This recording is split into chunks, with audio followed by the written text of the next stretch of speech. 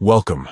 Today, I'm going to show you how to clear multiple search history entries on the Facebook app when you're using it on your PC, especially after the new update. If you want to keep your search activity private or just want to tidy up your history, this guide will walk you through the process step by step. First, open the Facebook app on your PC and make sure you're logged into your account. Once you're in, look towards the top right corner of the page and click on your profile picture. This will open a drop-down menu with several options. Next, you want to find the section labeled Settings and Privacy. Click on this, and then select Activity Log from the list.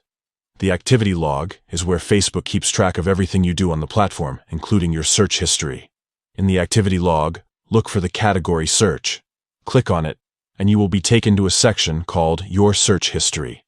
This is where all your recent and past searches on Facebook are stored. Now here's the important part. You can delete individual search entries or clear multiple searches one by one. To do this, find each search entry you want to clear. You will see 3 dots located next to each search item. Click on these dots to open a small menu. From the menu that appears, select Delete.